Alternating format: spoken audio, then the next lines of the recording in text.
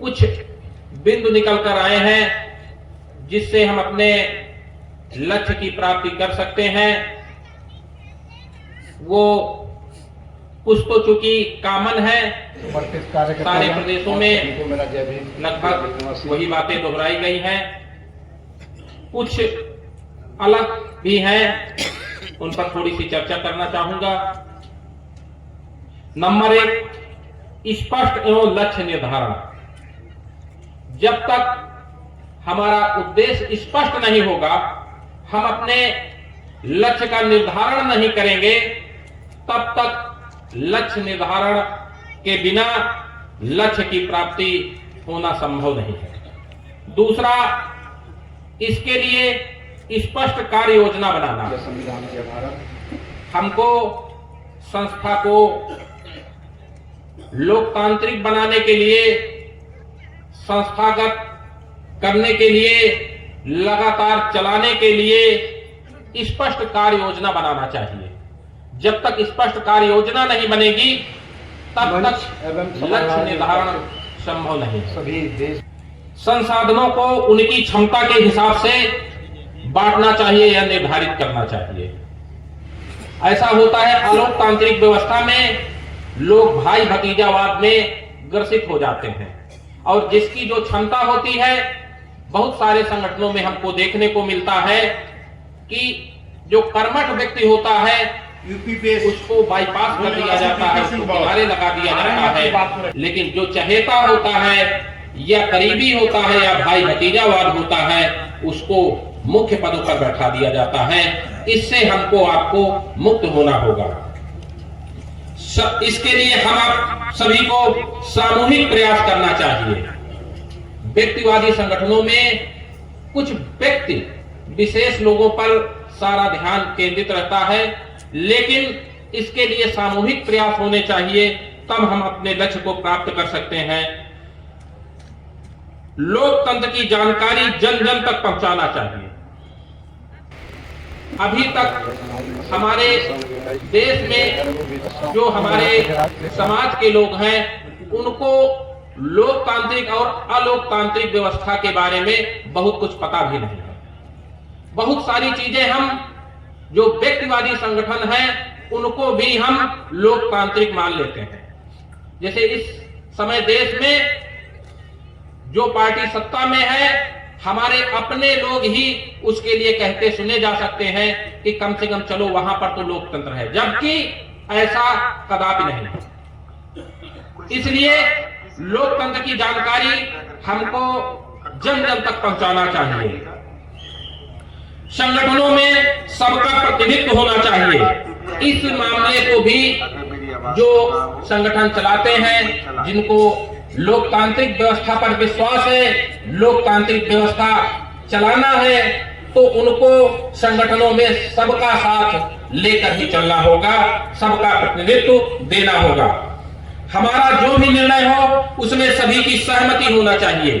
जो व्यक्तिवादी संगठन होते हैं, वह एक कमरे में, एसी कमरे में बैठकर सारे निर्णय कर लिए जाते हैं। इसलिए हमारे निर्णय में सभी की सहभागिता होनी चाहिए। जब तक सभी की सहभागिता नहीं होगी, तब तक उसको लोकतांत्रिक बनाना असंभव है।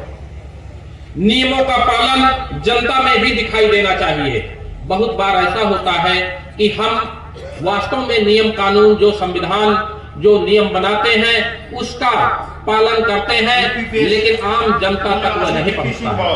इसलिए जो नियम बनाए जाए या हम नियम का पालन कर रहे हैं, वह स्पष्ट दिखना भी चाहिए।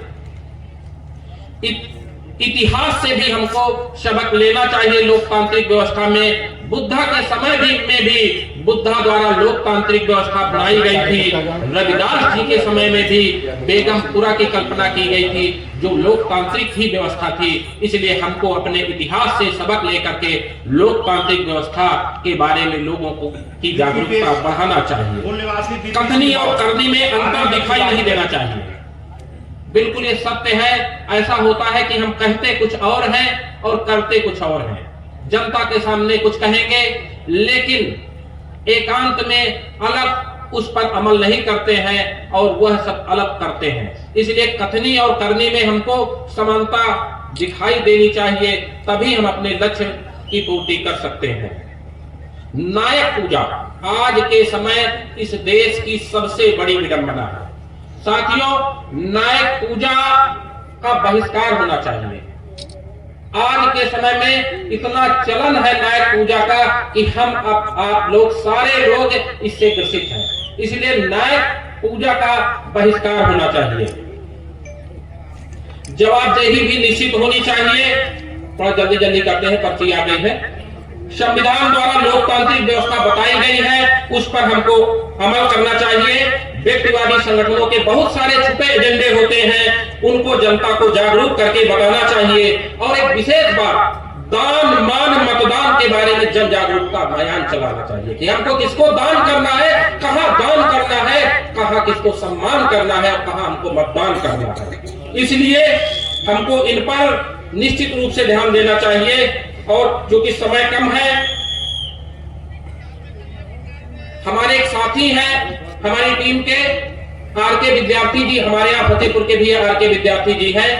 आरके विद्यार्थी अपने आप में आग का गोला है। उन्होंने कुछ पंक्तियां लिख के दी थी, मुझे लगता है समय कम है, लेकिन फिर भी मैं सुनाना चाहूंगा आप लोगों को कि व्यवस्था परिवर्तन के लिए कानूनी विधान चाहिए, इसलिए बहुजनों के हित के लिए बाबा साहब का संविधान चाहिए।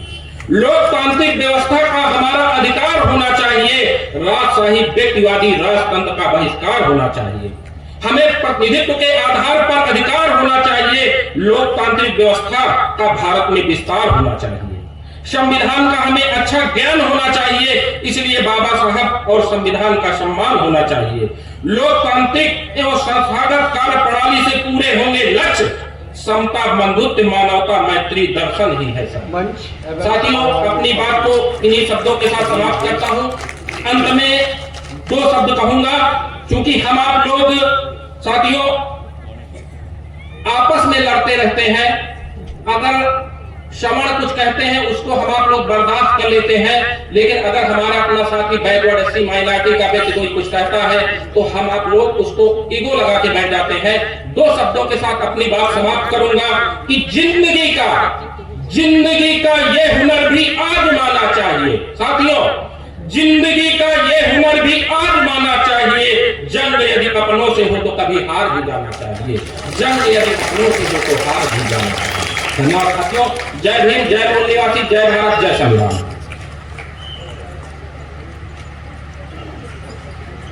आने वाले ग्रुप लीडर समय का ख्याल रखेंगे आपके लिए।